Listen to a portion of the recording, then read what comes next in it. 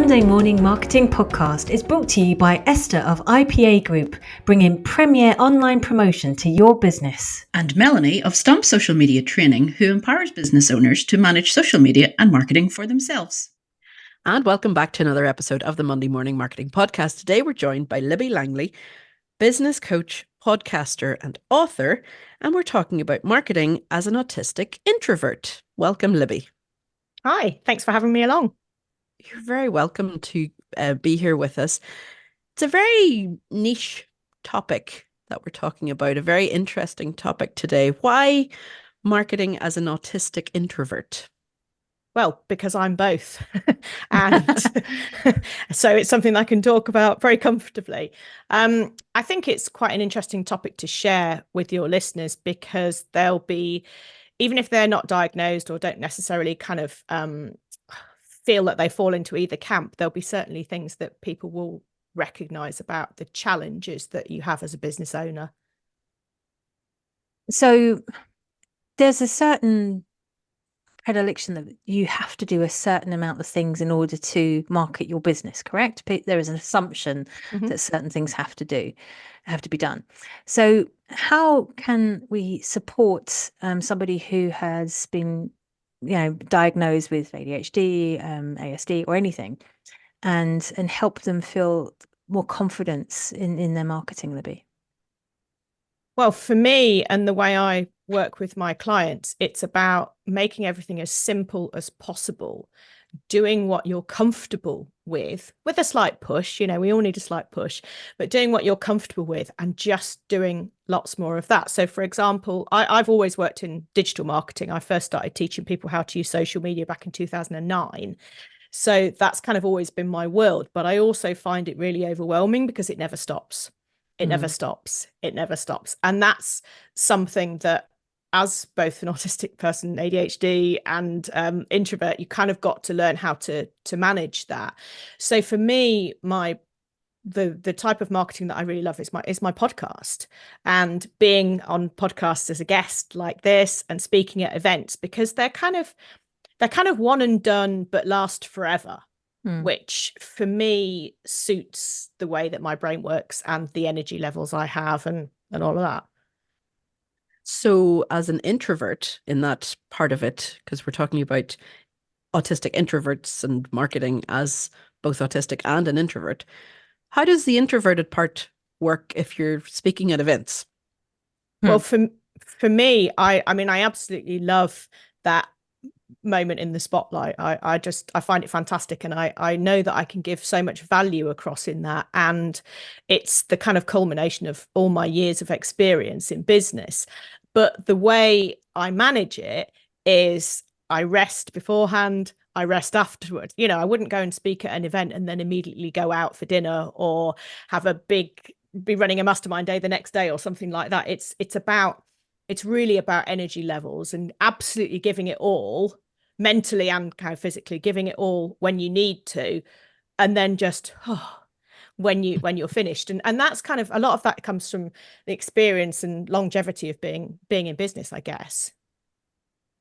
I've got to ask, there's a certain amount of overwhelm, isn't there, that has to be coped with? For sure.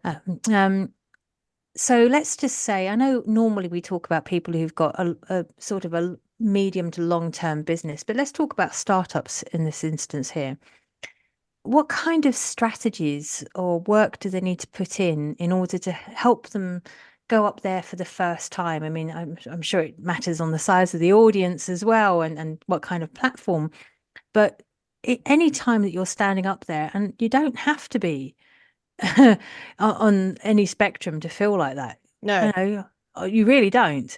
But because it is a different way, a different way of feeling and thinking, is there anything that you can suggest that will help people prepare better for it? I think it's just, some people, it's just never going to be something that they enjoy doing. I've always done it. I've always done presentations in jobs, and just, I don't know, I just like being the one at the front who knows the stuff. And I guess that's, I realize now that partly that's the autistic side of me. It's being able to prove what you know is really great. But it's not to say it doesn't come without nerves. I mean, I did I did a talk to an annual conference in September 23, and there were like 200 people in the audience. And I think that that's my biggest audience. And it's quite frightening because I mean, thankfully the lights were so bright that I couldn't really see the audience, but I still try and make it interactive by asking questions, getting people to raise their hands. I don't just want to go and bombard people with stuff with information. So it doesn't make much difference in terms of your prep and or your nerves or adrenaline with 20 people as it does with 200. You've still got to prepare.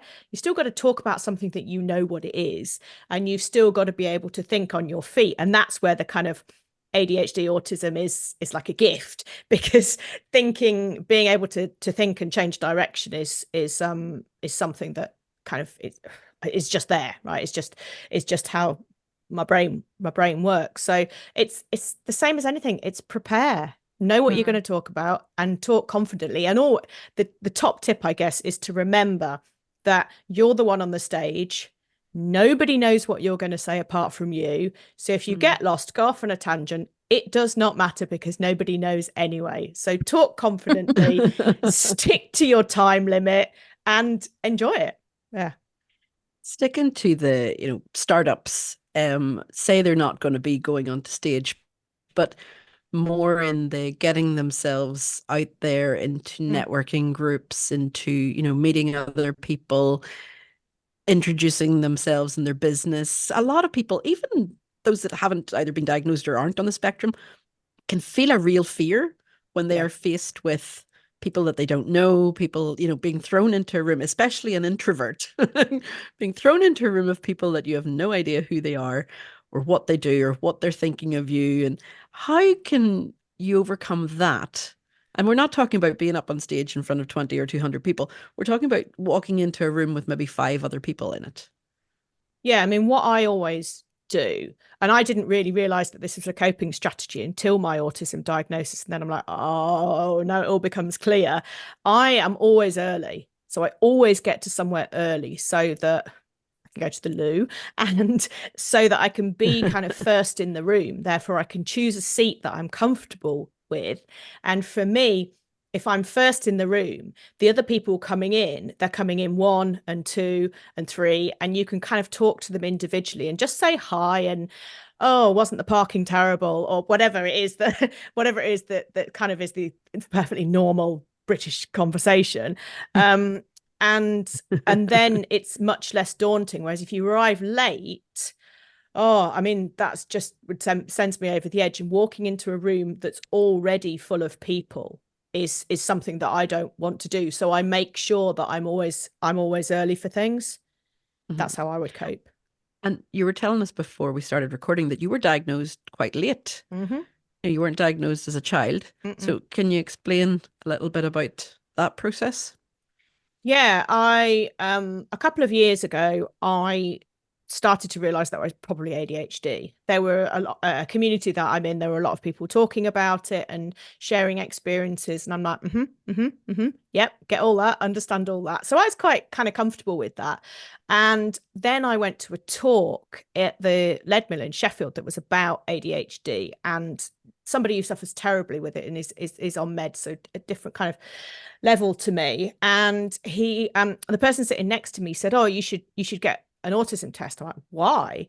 And she said, because of this, and this. I'm like, oh. So I did the assortment of online tests that are available that you do kind of before you have the assessment, and then paid privately to have the assessment, and was diagnosed. Yeah, I was 48 and it absolutely knocked me for 6, because realizing that I'd been coping with this for my entire life and all of the strategies I'd put in place just to kind of, I don't know, get out of bed and function in the morning. I didn't really realize the levels to which I'd done this, and working for myself. Well, I'd had a really successful career, and then coming up for, 11 and a half years I'd been working for myself, and how the extra pressure there must have been on me to be able to do that.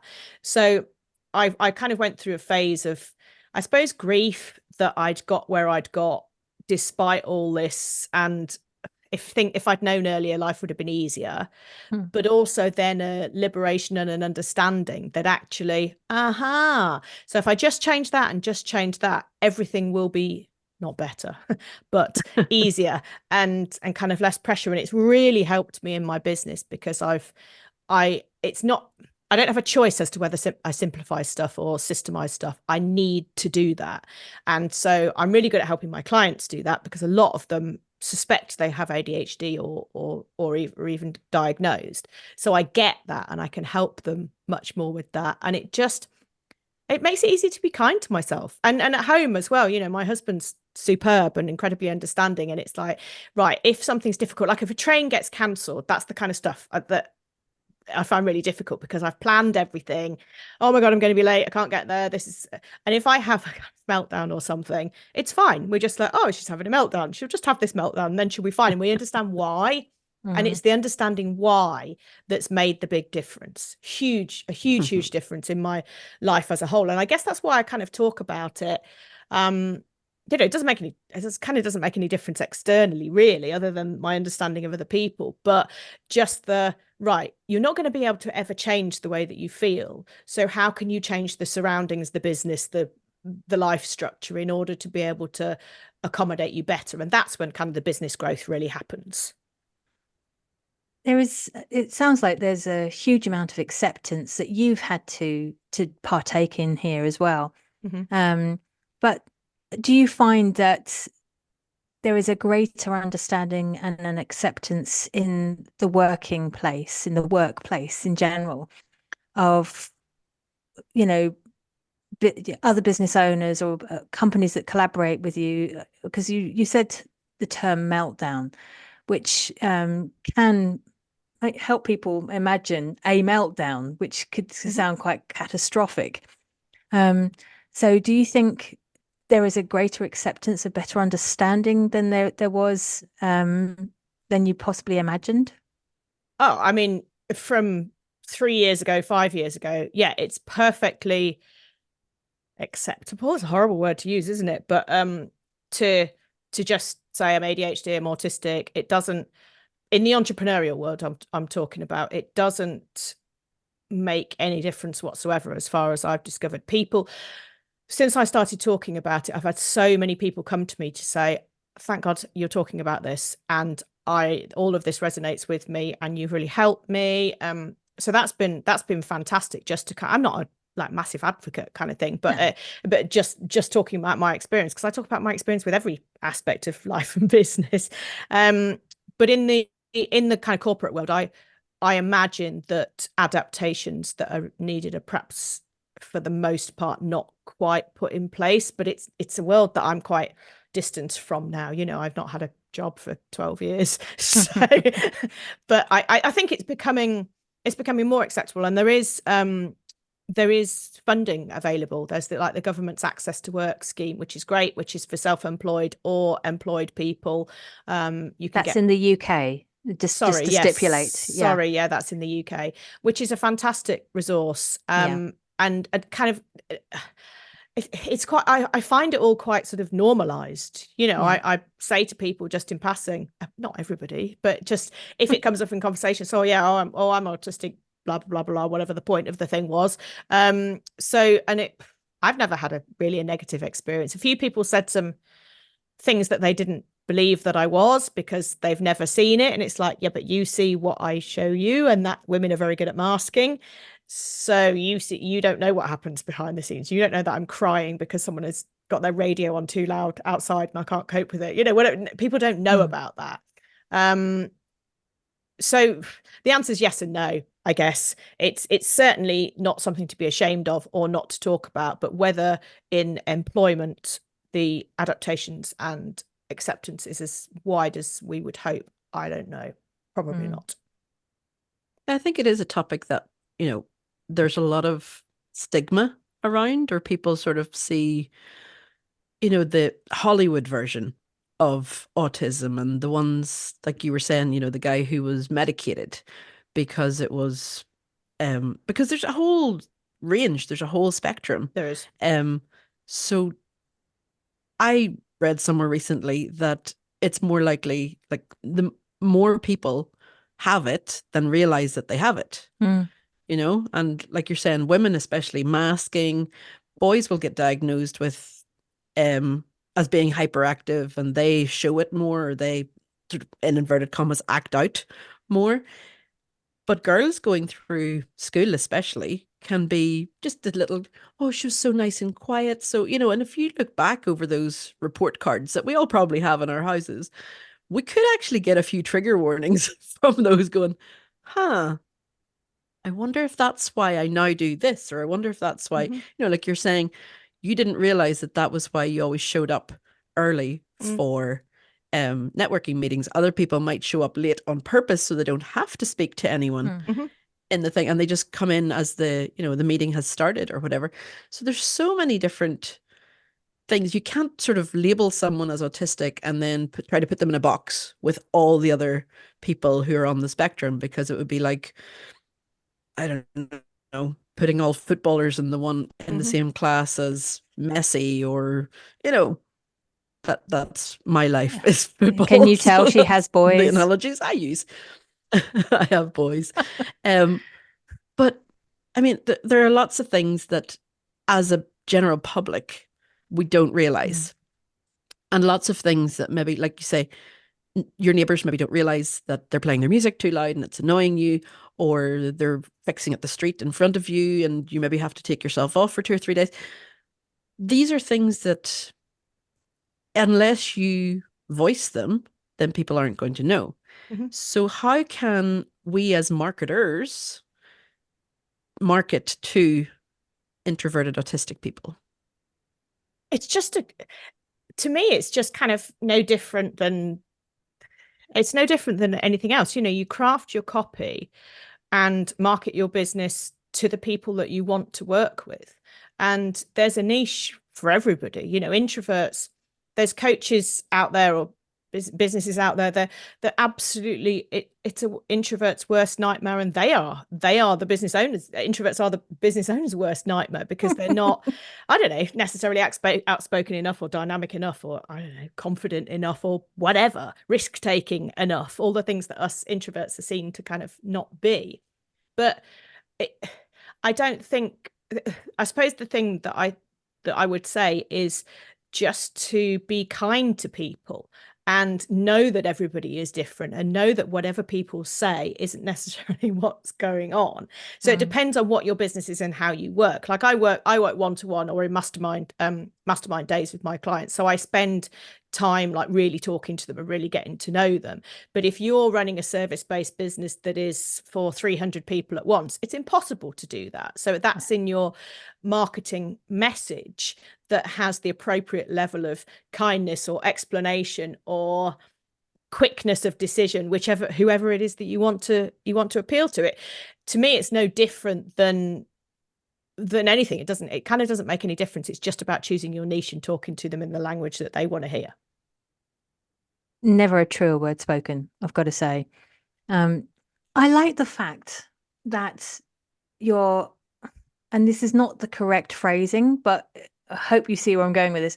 You're unashamedly talking about this loudly and clearly and explicitly, because that's taking away that it shouldn't be talked about. It really should. And I think if we can continue this conversation more publicly, there'll be more people who think, well, heck, well, if she can do it, so can I. And I think finding the right kind of tribe helps. I mean, it took me years to find the right tribe for me and my business. So how do you go about finding the right tribe, for people who have autism and who want to, publicly market themselves and are introverts? Trial and error. Years of that. No, I mean, the thing that I've learnt, I suppose I did do it to start with, but certainly blimey, I mean, I'm 12 years older than when I started my business as well. I went through a divorce, I moved house, I married someone else, I got diagnosed as autistic. There's such a lot that's happened in that time. Yeah. But the thing that has been kind of the continual growth and development is that I'm just me, right? I can't pretend to be anyone else. I think I've tried in certain ways along it, but this is just me, and some people will like the honesty and find it refreshing, and the fact that I'll just go straight to the point and cut all the rest out.